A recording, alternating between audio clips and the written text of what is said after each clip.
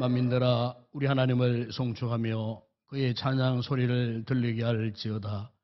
그는 우리 영혼을 살려두시고 우리의 실족함을 허락하지 아니하시는 주시로다.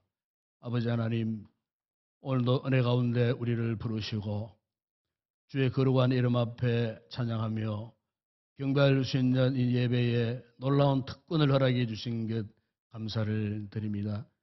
우리의 마음을 나이들 이 예배가 온전히 하나님 앞에 큰 영광 되게 하여 주옵시며, 참으로 오늘도 예배를 통하여 우리 온 성도들이 하나님 앞에 큰 은혜를 입고 더 큰 영광으로 거룩한 보좌 앞에 나아가는 우리 모든 성도들 되게 하여 주옵소서. 모든 영광을 주님께 올려드립니다. 우리 주 예수 그리스도 이름으로 기원드리옵나이다. 아멘.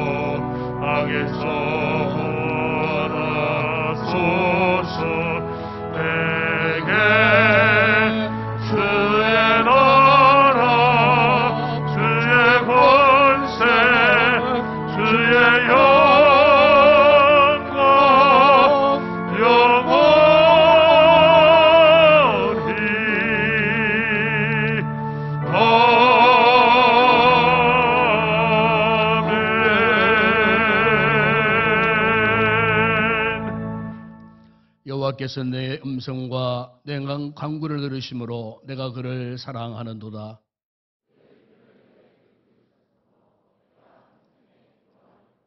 사망의 줄이 나를 누르고 소울의 고통이 내게 이르므로 내가 환난과 슬픔을 만났을 때에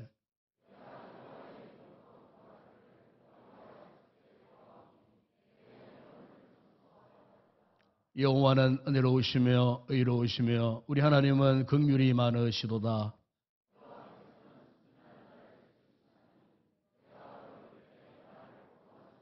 내 영혼아 내 평안함으로 돌아갈지어다. 여호와께서 너를 후대하심이로다.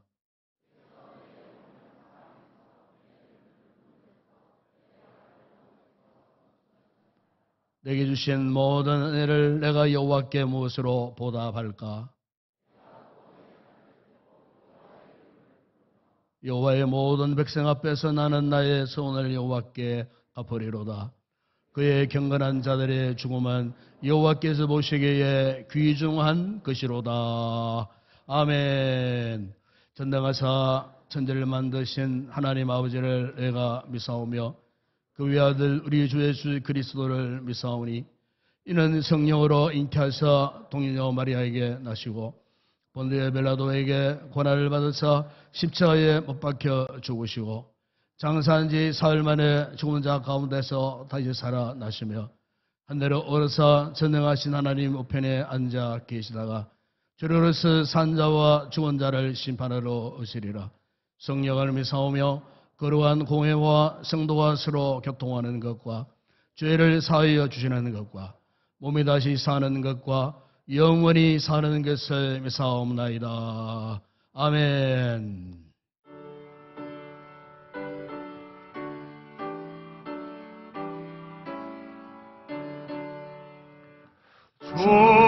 은혜를 받으려고 인 성도들 주께신 뜻 깨닫게 하옵소서. 내 고통의 몽에는 가볍게 되니 날 구속하시니 찬양하리. 주리를 곁에서 인도하시니 그 거룩한 나라가 이루어지네. 전마귀와 싸워서 늘 승리하리. 큰 영광 주께 돌려 찬양하리. 주 우리의 방패와 장검 되시니 다스리에 주님을 따릅니다. 그 환난을 당할 때 늘 도우시니 성전과 높이 불러 찬양하리.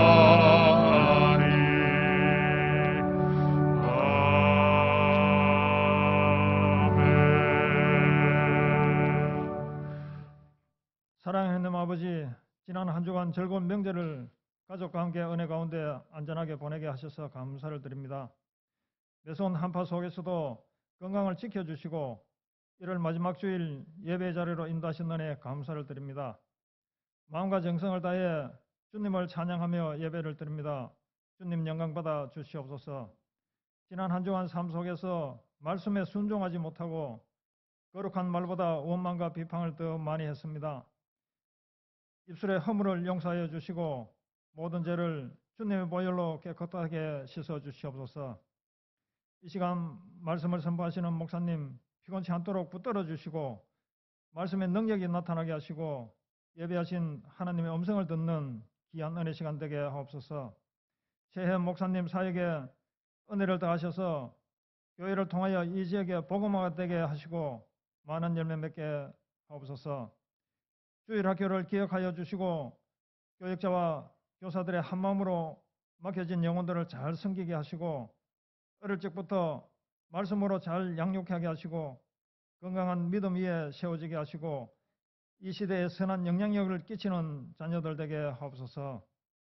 어려움 속에서도 선교하시는 선교사님 사역을 지켜주시고 국내의 미자랍 자립교회에도 큰 은혜 베풀어 주셔서 하나님 나라가 확장되게 하옵소서. 하나님 아버지, 이 나라를 불쌍히 여겨주시고 대통령과 정치인들이 하나님을 두려워하며 하나님의 정의와 공의가 바로 서게 하옵소서. 지도자들에게 하나님의 지혜를 허락하셔서 어려움을 잘 이겨나갈 수 있도록 지켜주시옵소서. 예배를 섬기는 손길들 그 수고가 섬기는 기억하시고 복을 더하여 주시옵소서. 할렐루야 성가대가 한마음으로 찬양 드릴 때 주님께서 기뻐 받으시는 은혜로운 찬양이 되도록 입술을 축복하여 주시고 온 성도들 은혜 시간 되게 하옵소서. 감사를 드리며 살아계신 예수님의 이름으로 기도드립니다. 아멘.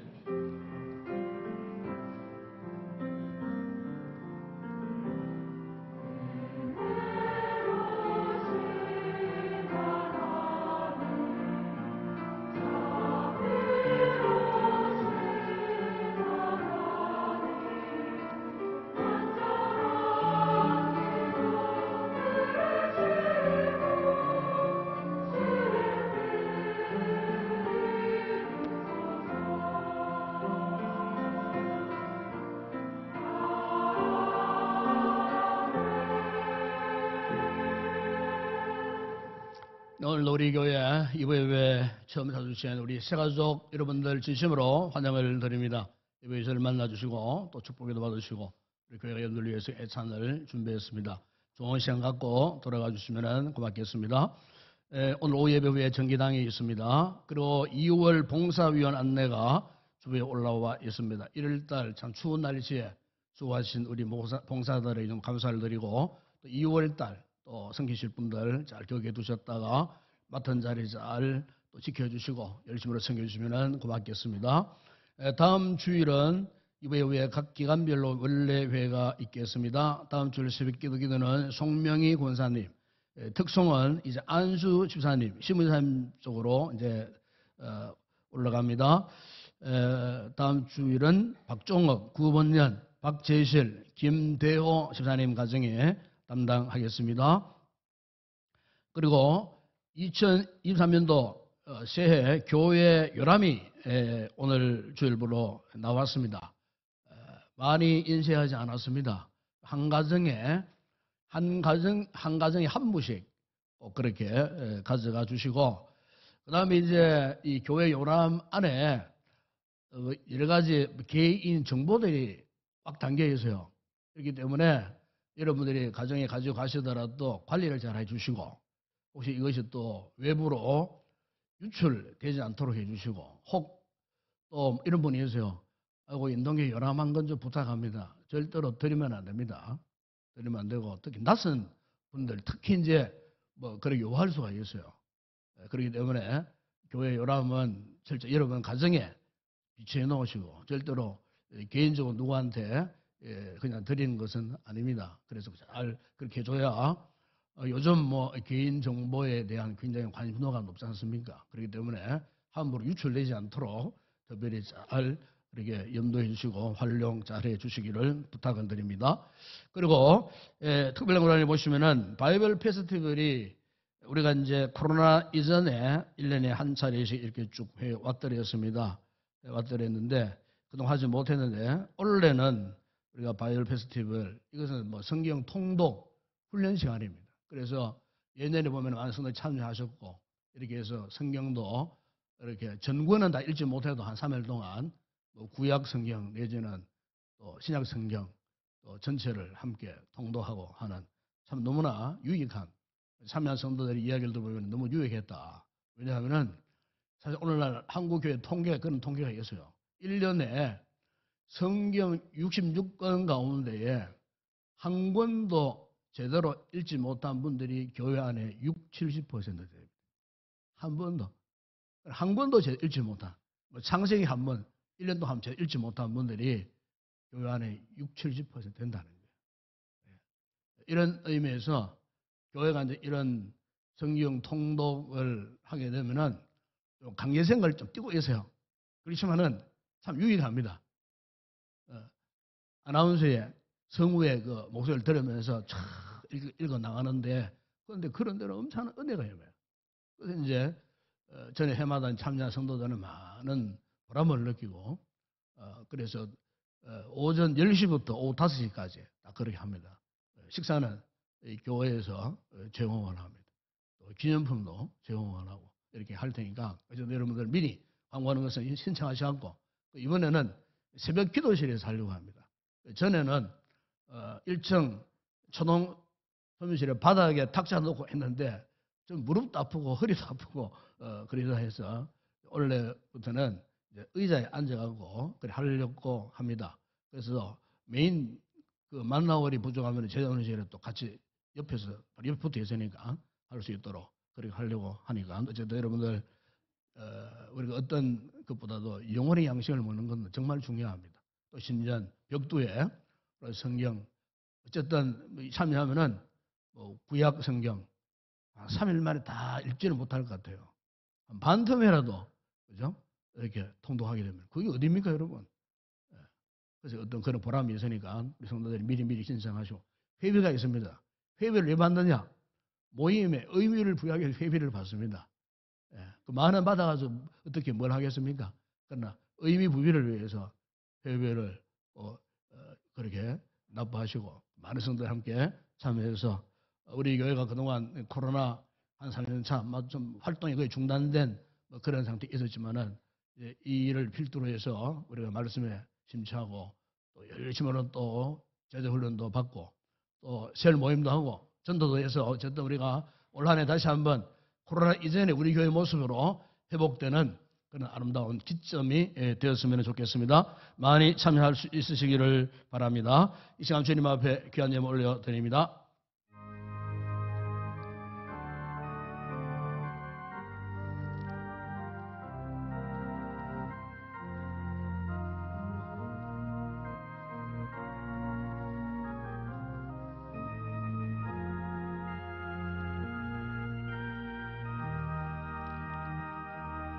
아버지 하나님 감사합니다.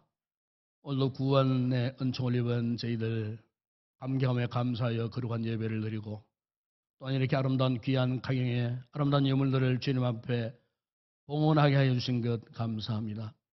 믿음으로 드리는 소독의 11조를 축복하사 참으로 성도들의 개인과 가정과 그 기업 위에 이 한 해 동안 넘치는 복을 허락하여 주옵시며 또한 여러 가지 아름다운 감사의 귀한 제목을 담고 드리는 예물 외에도 축복하셔서 한 해 동안 기름지고 아름답고 복되고 넉넉한 많은 열매 맺게 하여 주시고 세계 선교 국내전도 교회 건축과 주일 예물을 드리는 성도들의 그 모든 생업에 복 주시고 특별히 예물이 서는 곳마다 주의 복음의 힘이 있어 전파되고 수많은 영혼들을 구원할 때 하나님 나라가 확장되는 놀라운 은혜의 역사가 있게 하여 주옵시며 오늘도 이렇게 주의 재단의 아름다운 또 화분으로 헌물하시는 귀한 권사님과 온 가족 위에도 하나님 큰 은혜와 복을 주시고 한 해 동안의 범사가 잘 되게 하시고 영광의 강건함을 누리는 귀한 가족들 믿음의 승리자 되는 복된 믿음의 가정 되게 하여 주시옵소서. 오늘도 이렇게 아름다운 찬양을 준비하여 올려드릴 우리 모든 찬양 대원들 성령 충만하여 부는 찬양 하나님 앞에 큰 영광 되게 하여 주옵시며 오늘도 몸과 시간을 들여 여러 가지로 섬기고 헌신하고 봉사하는 모든 우리의 성도들에게 은총을 베푸사 맡은 자리 사명감으로 잘 지켜서 주님의 기쁨이 되게 하시고 무엇보다 주님 앞에 은혜와 복을 받는 기회가 되는 아름다운 성김과 봉사가 되게 하여 주옵소서. 특별히 아버지 하나님 우리 주일학교를 축복하시고 오늘도 추운 날씨 가운데 수고한 우리 교사들의 은혜를 아버지 수고를 기억하시고 은혜를 베푸시며 우리의 자녀들 말씀으로 잘 훈련받고 훌륭한 하나님의 큰 나무들로 자라가서 하나님 앞에 영광을 올려드리는 우리의 믿음의 후손들 다 되게 하여 주시옵소서. 오늘의 모든 예물 헌물을 주의 손에 올려드립니다. 축복하실 때 오병의 놀라운 역사가 일어나게 하시고 열동줄에 남는 풍성한 은혜와 복을 받아 누리게 하여 주시옵소서. 예수님의 이름으로 기도드리옵나이다. 아멘.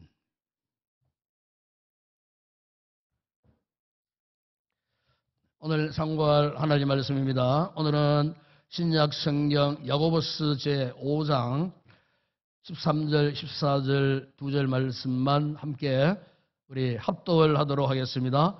야고보스 제5장 13절, 14절 말씀 함께 우리 합독하겠습니다.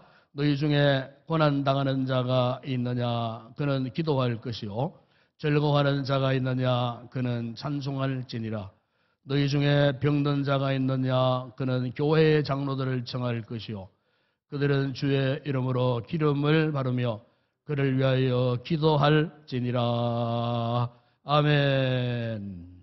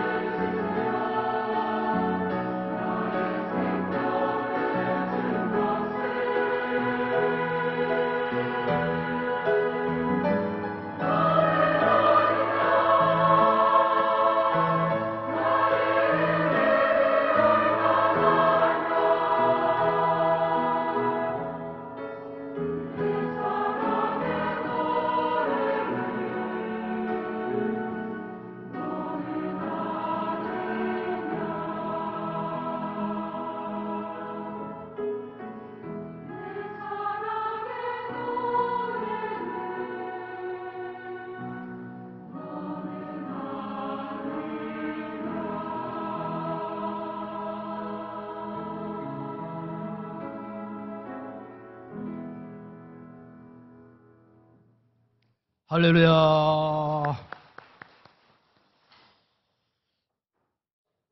세계적인 패스트푸드가 있습니다. 여러분 잘 아시겠지만은 맥도날드 햄버거 잘 아시죠? 아마 한 번쯤 여러분들 드신 경험들이 다 있을 것입니다.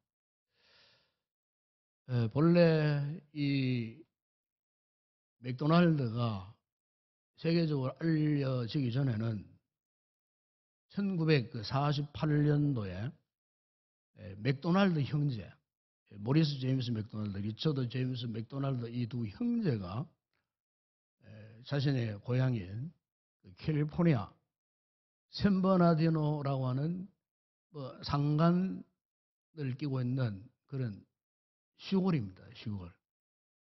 제가 10몇 년 전에 이 캘리포니아를 옆을 지나가다가 하도 유명하다 해가지고 한번 들려본 적이 있는데 알고 보니까 바로 거기가 이 세계적 패스트푸드 맥도날드가 최초로 만들어졌던 그래 그 당시에 이 두 형제가 자신의 가문 이름을 따서 맥도날드 햄버거라는 간판을 걸고 참 그 자그마한 그 가게에서 햄버거 장사를 시작을 했었어요.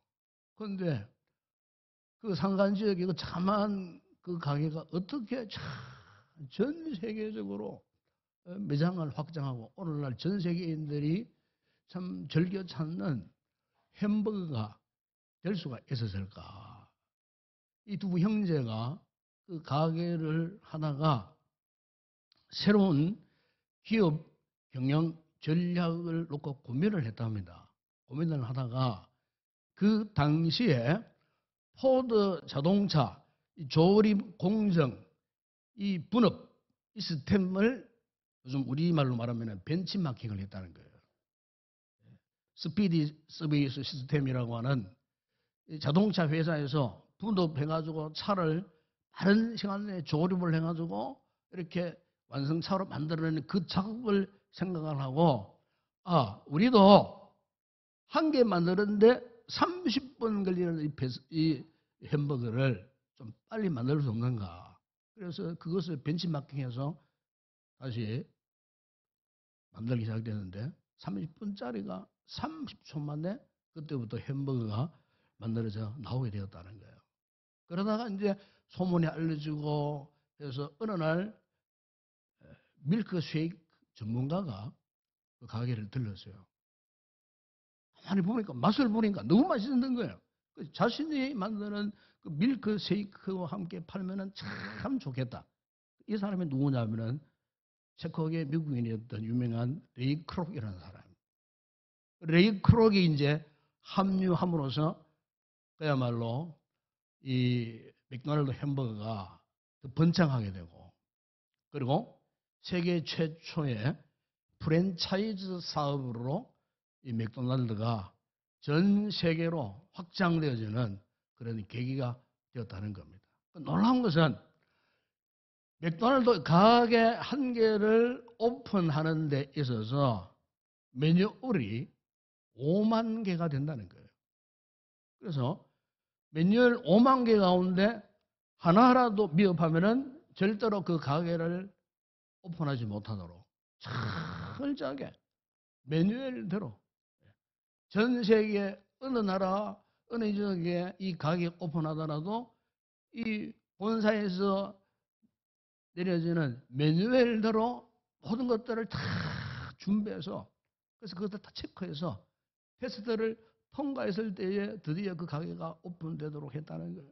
그 메뉴를 보니까 뭐 햄버거에 들어가는 뭐 고기를 몇 센티미터로 할 것인가, 그 고기를 몇 도에서 이렇게 구울 것인가, 심지어 감자를 어떤 모양으로 어떤 길이로 잘라서 어떻게 튀길 것인가, 뭐 매장을 열고 닫는 시간은 언제, 직원들의 복장, 그리고 매장 안에 그 라이트 밝기는 어떻게 해야 될지, 매장 운영을 위한 그 모든 상황, 심지어 화장실의 전등은 어떤 걸로, 뭐 거울의 청결 상태, 휴지 보충을 어떻게 할 것이며, 변기에 그 물기, 확인, 뭐 비누 등등 악취 제거, 휴지통 비우기, 뭐 급수 확인, 환국이 뭐 점검 뭐 등등 화장실만 하라도 수십 가지 매뉴얼이 있다는 거예요. 그래서 또 5만 개의 매뉴얼을 체크를 하고 여기에 합격을 하면은 세계 어느 곳이든지 그 가게를 오픈할 수 있도록 그렇게 정해져 있다는 거예요. 그러니까 이 같은 매뉴얼 덕분에 세계 어느 곳에 가봐도요, 맥도날드 가게는요, 그 모양이 똑같아요. 똑같은 모양이에요. 구조도 거의 같아요. 우리나라는 지난 88 올림픽 계기로 이제 처음 들어봤죠. 처음 들어봤죠. 구미 경북권만 해도 한 10개 뭐 매점이 있다고 얘기를 듣고 있습니다만은 지금 전 세계에 3만여 개의 매장을 가지고 있을 정도로 세계적인 프랜차이즈 기업으로 그렇게 성장한 것을 우리는 잘 알고 있습니다. 여러분, 매뉴얼의 힘이 이겁니다. 매뉴얼. 여러분, 신앙생활에서도 마찬가지입니다. 신앙생활에서도 매뉴얼이 정말 필요합니다. 그러니까 매뉴얼이 있는 신앙하고 매뉴얼이 없는 신앙하고는 차이가 어떤 것인가? 여러분, 우리 성경에 사사기에 보게 되면은 그 당시에 이스라엘 이 백성들의 영적 상태에 대해서 이렇게 표현합니다. 사람마다 자기 소견에 옳은 대로 행하였더라. 그래서 21장 마지막에 보게 되면은 사람이 각기 자기 소견에 옳은 대로 행하였더라. 무슨 말이냐? 신앙에 매뉴얼이 없는 사람은요, 자기 마음, 자기 기분, 자기 감정, 자기 계획, 자기 생각, 그 어떤 순간의 상황에 따라서 시시각각 변화무쌍한 혼란스러움 속에서 신앙생활을 할 수밖에 없다는 거예요. 그러면요, 그 신앙생활이 정상적인 믿음 생활이 되는가? 그렇지 못한다는 거예요. 네. 여러분, 우리가 매뉴얼이 있다는 것은 아주 유익합니다. 왜냐하면 매뉴얼대로 한다고 해서 뭐 특출하게 다 된다는 것은 아니에요. 그러나 매뉴얼이 있다는 것은 실수를 하지 않는다는 거예요. 즉 다시 말하면 전혀 엉뚱한 것으로 빠지지 않는다는 거예요. 매뉴얼대로 지키고 매뉴얼대로 따라 살면은 최소 정로, 믿음의 정로는 걸어갈 수가 있다는 거예요. 오늘 우리 성도들이 이 한 해 동안 참으로 올바른 신앙생활을 하고 건강한 믿음 생활을 하기를 원하신다면 이 신앙생활의 매뉴얼 이걸 잘 익히셔야 돼요. 매뉴얼대로 믿어야 돼요. 매뉴얼대로 우리가 살아가야 된다는 거예요.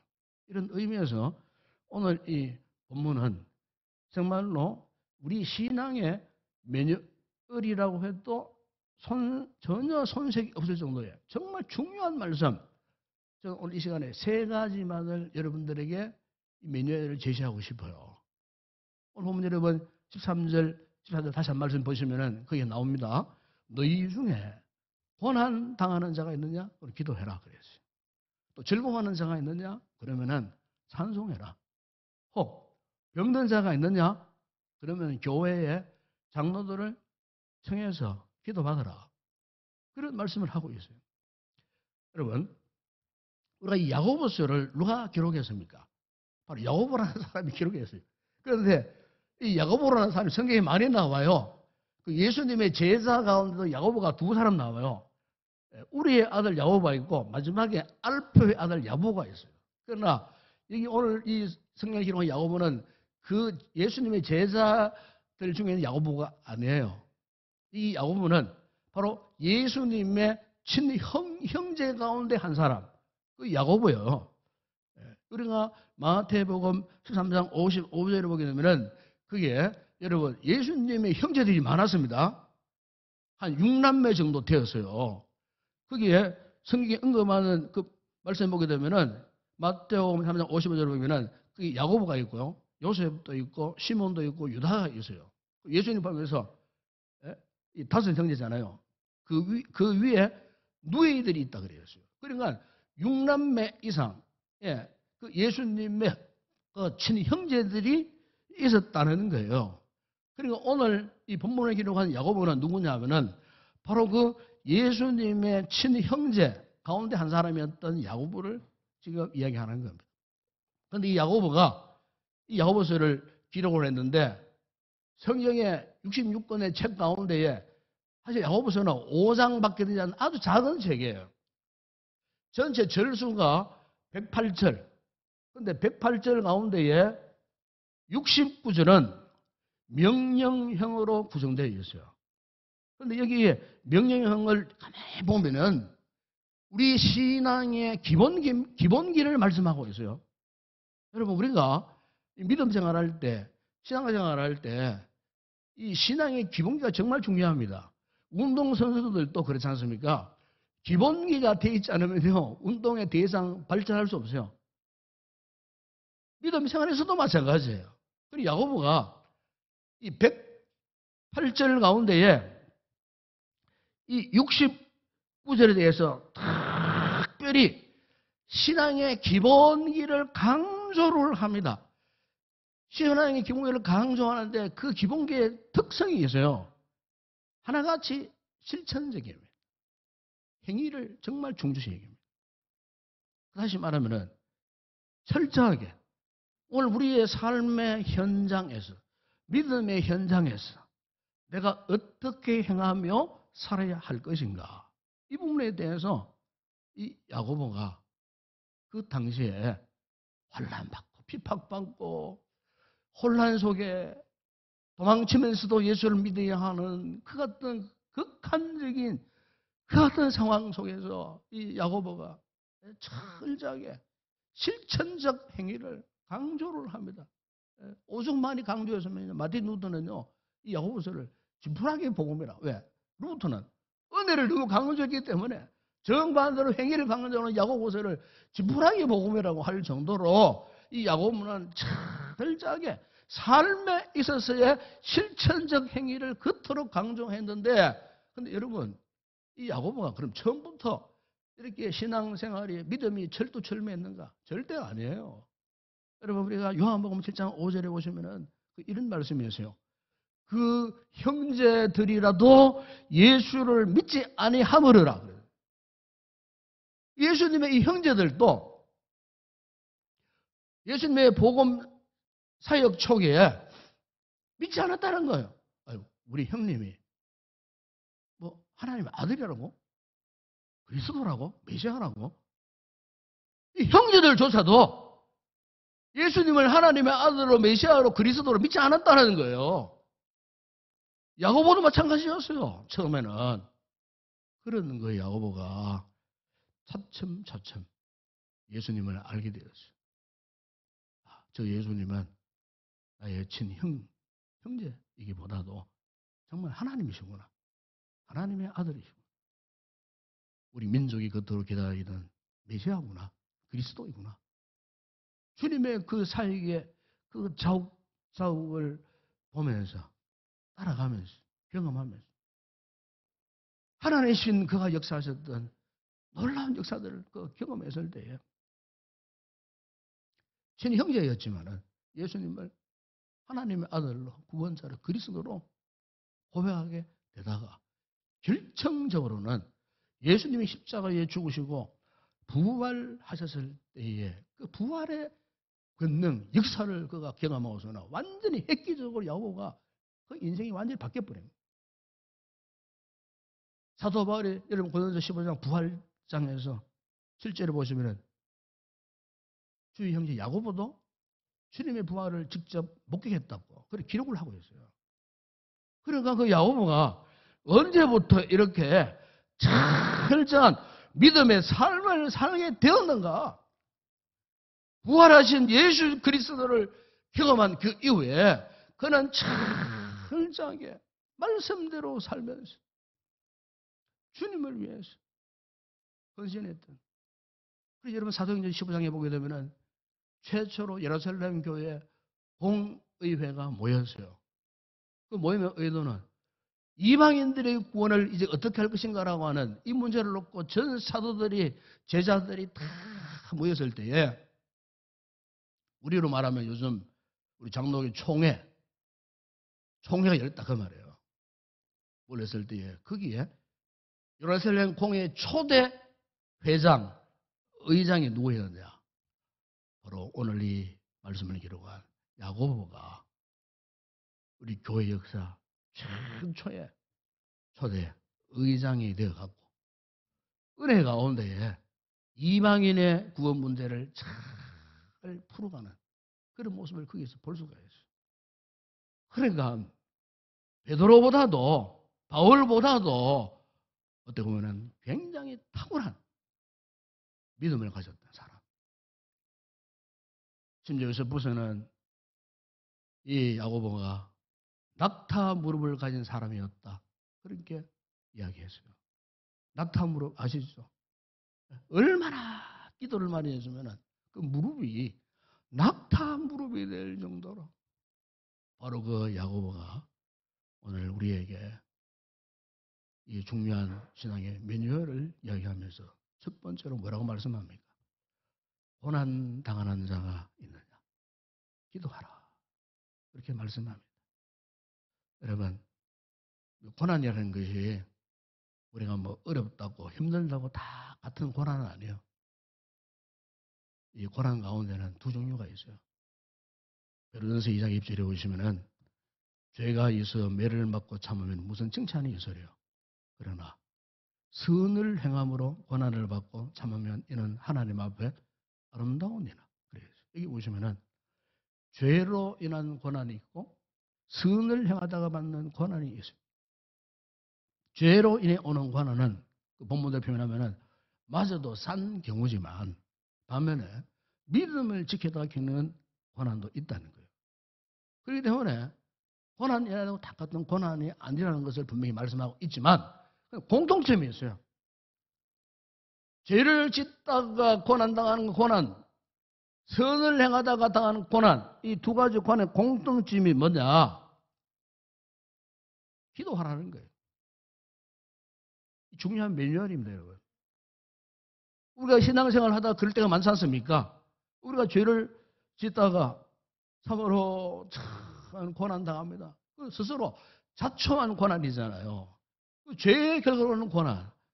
그런데 우리가 참 기도합니다. 내가 실수를 했지만, 허물을 많고 잘못했지만은 하나님 앞에 기도합니다. 그런데요, 놀라운 것은 기도하기 시작하면은 내가 무슨 잘못을 했는지, 지금 나의 허물이 무엇인지, 자신의 완악함이 무엇인지, 자신의 실수함이 무엇인지 보게 되어져요. 기도하니까 나의 허물이 깨달아지는 거예요. 기도하니까 보이지 않던 것이 다 보여지게 돼요. 그러다 보니까 가슴에 답답하고 괴롭고 고통스럽고 눈물이 쏟아지면서 회개가 터져 나오는 거예요. 비록 내가 잘못해가지고 고난당하지만 그 고난의 문제를 끌어안고 하나님 앞에 기도하니까, 하나님 앞에 눈물을 쏟고 회개하니까 그것이 다 깨달아지면서 결국 보십시오. 이런 기도를 통하여 요한일서 1장 9절에 보면은 만일 우리가 우리 죄를 자백하면 그를 미쁘시고 의로우사 우리 죄를 사하시며 우리를 모든 불의에서 깨끗하게 하실 것이요. 다윗도 바세바 사건을 통하여서 고통을 당했을 때에 나단 선지자의 그 책망 앞에 무릎을 꿇고 그가 회개했어요. 여러분 시편 51편 10절에 보시면은 하나님께서 구하시는 제사는 상한 심령이라 하나되며 상하고 통회하는 마음을 주께서 멸시하지 아니하십니다 하면서 그가 회개를 했어요. 하나님이 그걸 어떻게 했습니까? 다시 회복을 시켜주셨어요. 이사야 55장 7절에 보시면은 악인은 그의 길을, 불의한 자는 그의 생각을 버리고 여호와께로 돌아오라. 그리하면은 하나님이 어떻게 하신다 그랬어요? 긍휼히 여겨주시고 너 그렇게 용서해 주신다고 그렇게 말씀하지 않았습니까? 여러분 그렇습니다. 사람은 누구나 죄를 지을 수 있고 실수할 수 있고 또 그 죄의 대가로 우리가 참 고난, 육체적인 고난뿐만 아니고 정신적인 영적인 고난도 다 받을 수 있어요. 그러나 그런 가운데서도 내가 잊지 말아야 할 것은 내가 기도해야 되겠구나.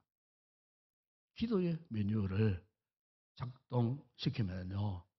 하나님 우리를 새롭게 변화시켜 주시는 거예요.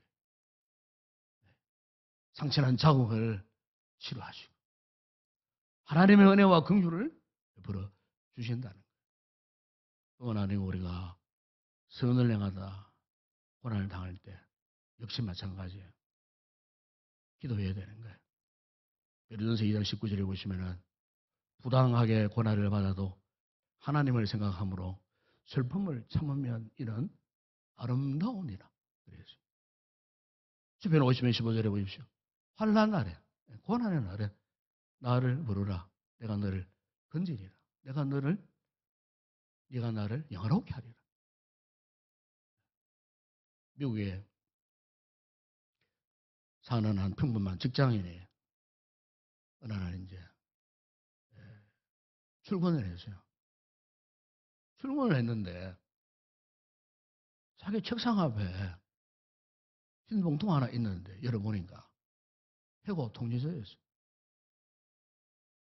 자신은 참 성실하게 진실하게 회사를 위해서 수고도 많이 하고 애를 쓰고 했는데 아마 라이벌을 느꼈던 어느 직원하여 모함을 당해갖고 시기 질투 때문에 결국 그 직장에서 나오게 되었어요. 얼마나 억울한 일이겠어요. 상처를 끌어안고 참 이렇게 강제로 쫓겨나오서니까 아무 일도 할 수 없는 거예요. 절망 가운데 술을 먹고 폐인처럼 전전긍긍하는 그런 상황 속에 있다가 마지막으로 아내에게 한마디 남겨놓고 내가 죽어야 되겠다. 그런 각오를 하고 이제 아내에게 왔어요. 여보, 나 정말 더 이상 살아갈 의미가 없는 것 같아요. 내가 아무리 노력해도 나는 정말로 이 억울함을 견딜 수가 없어요. 차라리 죽는 게 더 나을 것 같다고. 그러니까 아내가 남편의 손을 이렇게 잡고는 이런 말을 했어요. 여보, 당신은 아직 한 가지 시도하지 않은 일이 있잖아요. 아니, 그게 뭔데? 당신은 이 상황과 이 문제에 대해서 진지하게 기도한 적이 있나요? 우리 남편이 가면서 해보니까 자신이 그렇지 않네요. 이 어려운 상황 앞에 막 억울함, 분통은 터뜨리고 억울해 하면서도 한 번도 기도해 본 적이 없었다는 거예요. 이걸 남편이 깨달은 거예요. 그때부터 이 부부가 손을 잡고 기도를 합니다. 근데 기도를 하는 가운데에 그 남편의 마음에 억눌렸던 그 분노, 패배의식, 잘못된 감정의 찌꺼기들이 다 청산되면서 마음이 깨끗해지면서 그 사람의 머리에 여러 가지 사업에 대한 아이디어가 막 떠오르더랍니다.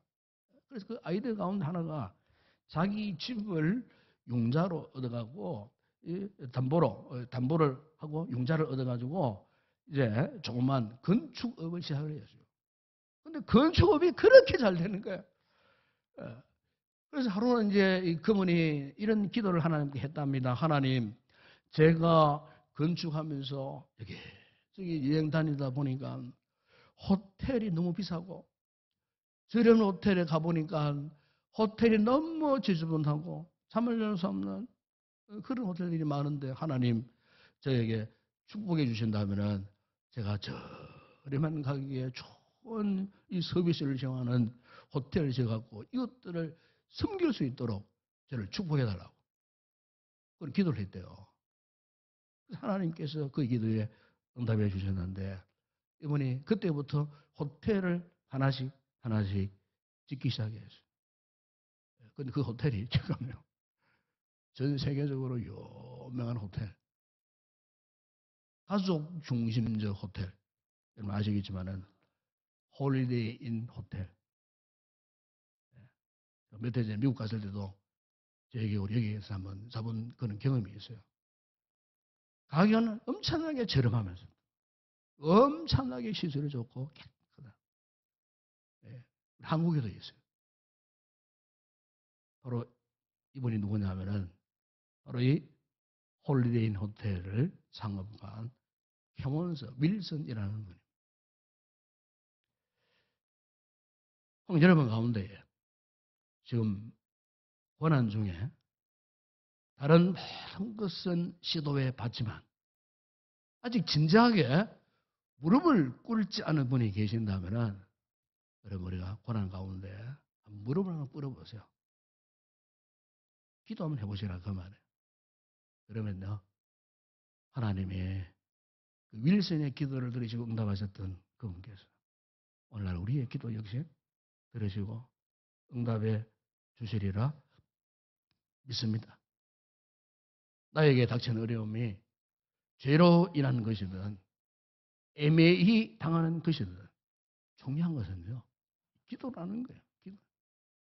저는 바라기는 이 한 해 동안 우리 성도들이 정말로 그 어떤 상황 가운데서도 여러분 하나님 무릎을 꿇는 가운데에 기도의 문이 활짝 열려지고 이 기도의 힘을 통해서 우리가 당하는 어떠한 고난도 그때는 이겨낼 수 있는 그런 아름다운 귀한 복된 성도들이 되었으면 참 좋겠습니다. 그리고 또 하나 세상에 매뉴얼이 있어요. 그것은 뭐냐? 즐거워하는 자가 있느냐? 찬송하라. 그래서요. 찬송하라. 여러분, 우리가 이 찬송한다는 것은 뭘 의미하느냐? 하나님이 나에게 주신 이 모든 것들이 그분으로 왔다는 것을 화답하는 겁니다. 우리 하나님은요, 찬송을 정말 기뻐하셔요. 우리가 뭐 잘 되어만이 찬송합니까? 우리가 정말 힘들고 어렵고 고통을 당할 때 고난과 역경 속에 있을 때도요, 우리 성도들은요, 당연하게 해야 할 것이 뭐냐? 이 찬송입니다, 여러분. 여러분, 우리 신앙생활 속에 찬송이 사라져 보세요. 그래서 내 말은 사막과도 같은 거예요. 저는 찬송은 너무너무 좋아요. 저는 하루 종일 내 방에 하루 종일 찬송 올려보시고, 제가 설교 준비를 할 때부터 끝날 때까지 찬송을 틀어놔요. 찬송을 계속 틀어놓습니다. 설교 준비하다가 뭐 좀 문제가 안 풀리면 또 찬송 부르고 찬송을 듣고 기도하다가 또 찬송을 듣고 하루 종일 제가 모양실에 오시면 하루 종일 찬송가를 제가 돌려놓습니다. 하루 종일 찬송가. 저는 참으로 개인적으로 근성이 그래요. 찬송가를 불러도 그냥 안 불렀습니다. 옛날에는요. 제가 찬송을 부르면 메들리로 10곡 이상씩 막 부르고요. 온 얼굴에 온몸에 땀이 날 정도로 막 그렇게 찬송을 불렀어요. 예배전에 찬양인도 안 합니까? 그럼 옛날에는 뭐 그냥 찬송가만 불렀잖아. 찬송가만 10곡 이상 메들리로 막 부르면요. 온몸에 얼굴에 막 땀이 범벅이 날 정도로 막 찬양을 하는데 놀라운 거는 찬양을 하는데요. 영안이 열리는 거예요. 찬양을 하는데 성령의 임재가 임하고요. 찬양을 하는 능력이 막 나타나고요. 찬양을 하는데 질병이 막 떠나가고요. 찬양을 하는데 두려움의 권세가 떠나고 우울의 권세가 떠나가고 찬양을 하는데 저주의 영들이 떠나가고요. 찬양의 능력 앞에 악한 영들이 떠나가는 음정 틀려도 괜찮아. 박자 틀려도 괜찮아. 찬양을 하니까 하나님이 그렇게 기뻐하시고 여러분 사람이 입술을 열어보세요. 마음문이 열립니다. 여러분. 찬양할 때 힘있게 하셔야 돼요. 입술을 활짝 열고 찬양하셔야 돼요. 여러분 우리 마음이 우리의 심령이 활짝 열린다니까요. 여러분 사도행전 10장에 보세요. 바울과 실라가 복음을 전하다가 어디로 끌려 들어갔습니까? 빌립보 그 깊은 감옥에 끌려 들어가세요. 여러분 사도행전 16장 25절 이하에 보십시오. 바울이 한밤중에 바울과 실라가 기도하고 하나님을 찬송했다 그러잖아요. 제수들이 그 같은 상황 가운데에 그들이 보는 찬양을 다 들었더라 그랬어요. 그런데 그 찬양을 할 때 갑자기 그 깊은 빌립보 감옥 안에 큰 지진이 났어요. 옥토가 움직이고 옥문이 활짝 열려지고 그들을 얽으며던 생호랑 착고들이 활짝 다 벗겨지고 사랑하는 여러분 오늘 우리 성도들이 있어서 참 중요한 것은 찬양을 해보게 할 줄을 믿습니다. 우리 신앙의 매뉴얼 가운데 찬양이 살아나야 됩니다, 여러분. 우리 교회가 찬양이 뜨거워지면요, 교회가 바뀌어져 버려요. 예? 찬양의 문이 활짝 열려지는, 이 한 해 동안 여러분, 우리가 믿음의 승리의 영적 매뉴얼 두 번째는 찬양. 앞으로 열심으로 찬양합시다, 우리. 열심으로 찬양합시다. 여러분 개인적으로, 여러분 가정에 뭐 청소하면서 찬양하고, 설거지하면서 찬양하고, 아이를 키우면서 찬양하시고, 세상 유행가 트로트 이런 거 부르지 말고, 찬송, 찬양, 하나님을 영화롭게 하는 그 아름다운 찬양을 부르면요, 닫혀있었던 우리의 삶의 문들이 활짝 열려지는 그런 역사가 일어나기를 소망합니다. 마지막 하나, 매뉴얼 가운데 하나는 14절에 보십시오. 너희 중에 병든 자가 있느냐? 그는 교회의 장로들을 청할 것이요. 그렇게 말씀합니다. 병에 걸리면 교회 장로들을 청하라. 여기 이제 그 당시에 장로는 오늘 현대 교회의 뭐 장로직하고는 좀 다릅니다. 여기 이 장로는 목양하는 장로, 목사, 그 당시에 목사, 또 사도, 당시 복음을 전하고 말씀을 가르치던 영적 교사들. 다시 말하면은 이들은 성도들의 영혼을 관리하는 주의 종들이에요. 제가 목회를 하다가 종종 이제 병원 신방을 갈 때가 많죠. 뭐 코로나 때문에 요즘에는 병원 신방 거의 못 갑니다만은, 과거에는 병원 신방을 이렇게 가면은 이런 분들이 있어요. 아이고 목사님 아무한테도 안 알리는데 어떻게 알고 오셨느냐고. 그 말씀 들으면 제가 두 가지 생각을 해요. 하나는 감사한 생각이 나요. 아, 목사 목회가 바쁘니까 말씀 안 하시구나. 또 하나는 굉장히 위험한 분이다. 무슨 말이냐면은, 목사에게 아무런 말도 안 했다. 그 목회자가 모른다는 말은 결국 교회에도 알리지 않았다는 거예요. 그러니까 교회에도 알리지 않은 것은 무엇을 의미하는지 아십니까? 그것은 교회 공동체의 중보 기도를 받지 않겠다는 뜻이에요. 아주 중요한 문제입니다, 여러분.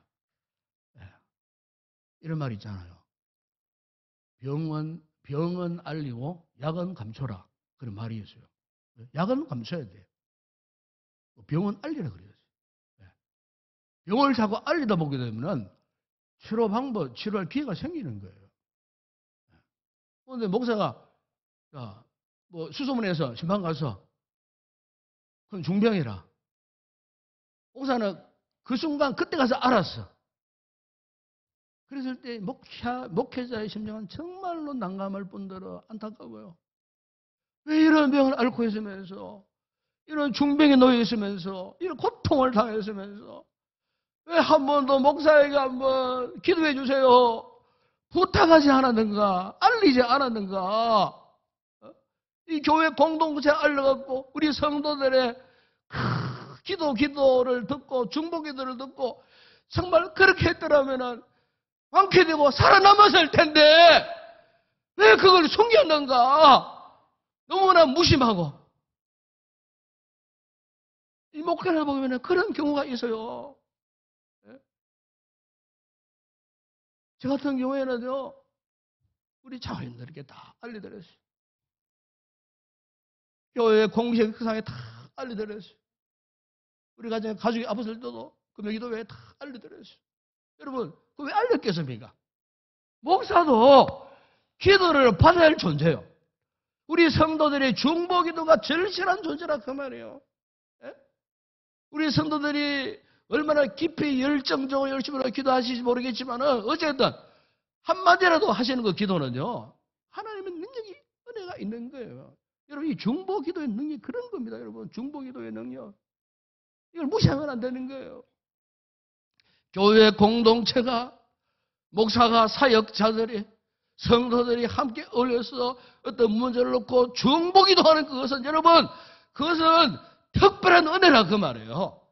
여러분, 갈라디아서 6장 9절에 보시면 이 말씀이 있어요.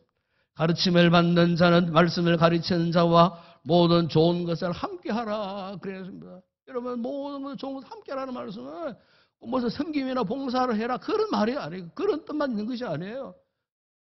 힘들고 어렵고 고통을 당하고 고난을 당하더라도 먼저 말씀을 가르치고 지도나 영적 지도자에게 알리고 기도를 부탁하고 그것을 또 특별한 상황 같으면 교회에 알려갖고 참 성도들이 함께 잠시나마 통성으로 기도하고 통성으로 중보기도 하고. 여러분 오늘 우리의 신앙생활 그렇게 복잡한 거 아닙니다.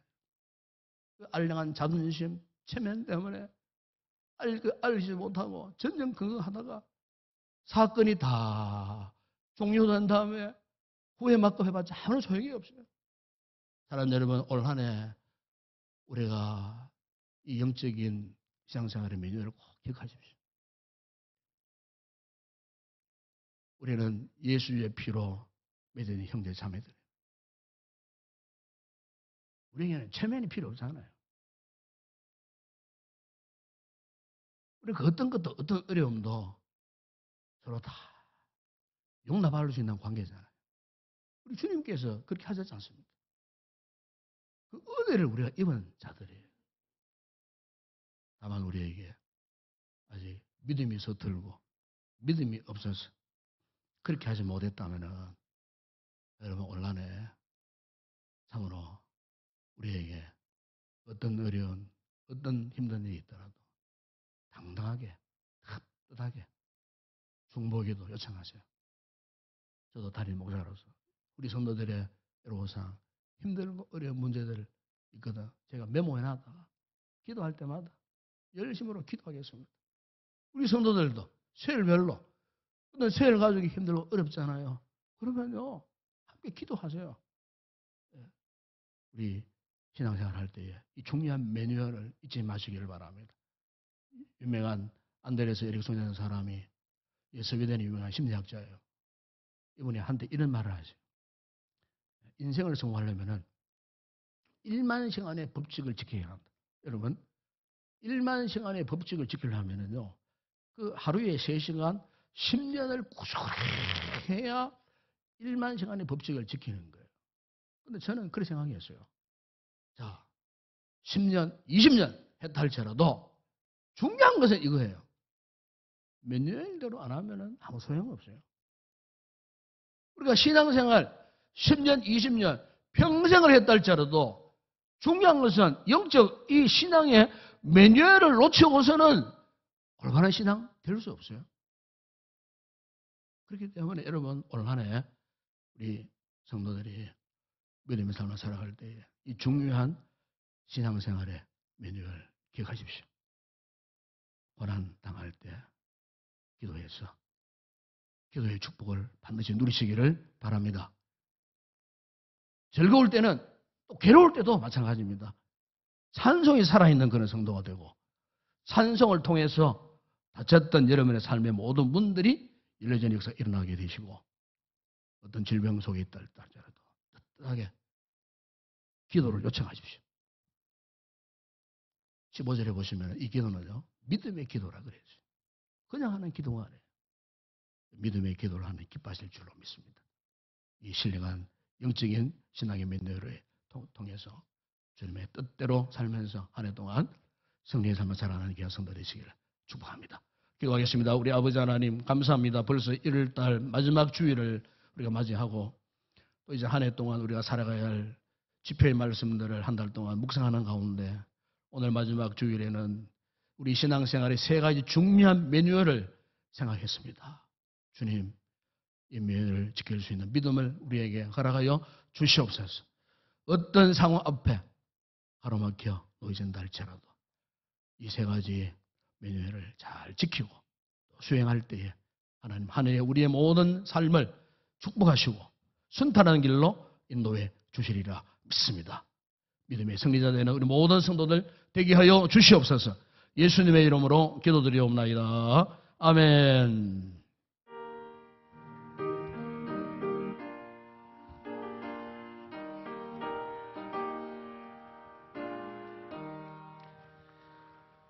내 수녀들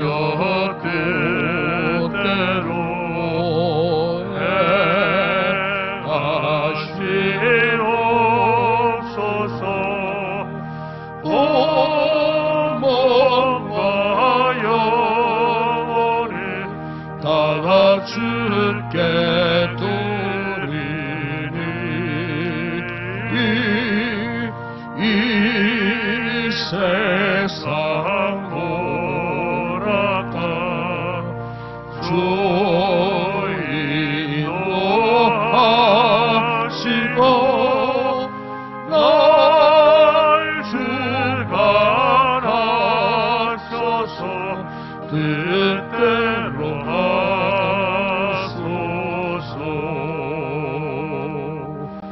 내 주여 뜻대로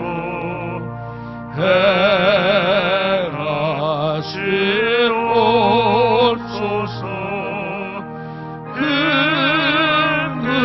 시행 중에도 낙심케 마소서.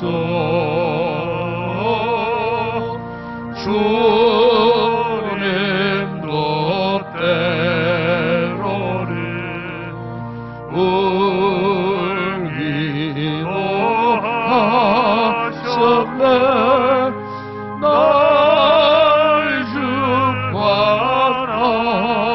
주관하소서. 뜻대로 하소서.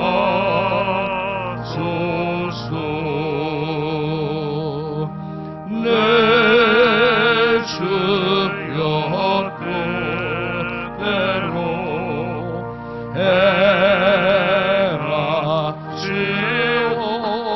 행하시옵소서.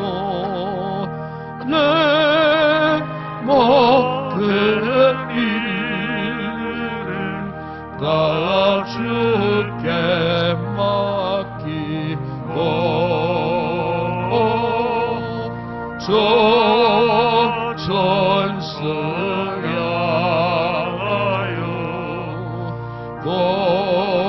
고요히 하리니 살든지 죽든지 뜻대로 하소서.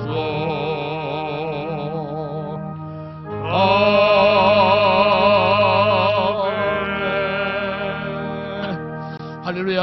함께 잡시다. 반갑습니다. 사랑합니다. 축복합니다. 벌써 1월달이 또 지나갑니다. 참 세월 빠릅니다. 한 해 동안 이 말씀들 꼭 기억하시고, 어쨌든 우리가 어떤 어려움, 역경, 힘든 데를 만나도 영적 면제를 잘 지켜서 한 해 동안 반드시 승리하는 그런 복된 우리 성도들이 되었으면 참 좋겠습니다. 자, 우리 마지막 찬양 주께 올려드립니다.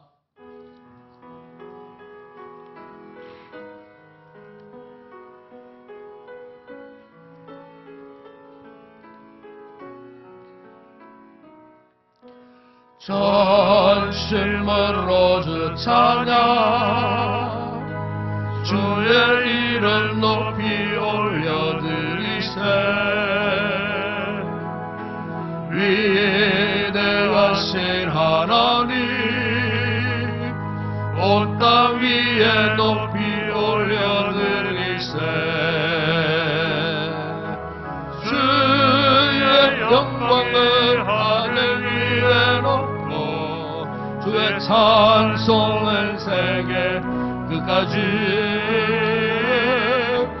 주의 영광이 모든 나라 위에 주의 찬송을 세계 끝까지.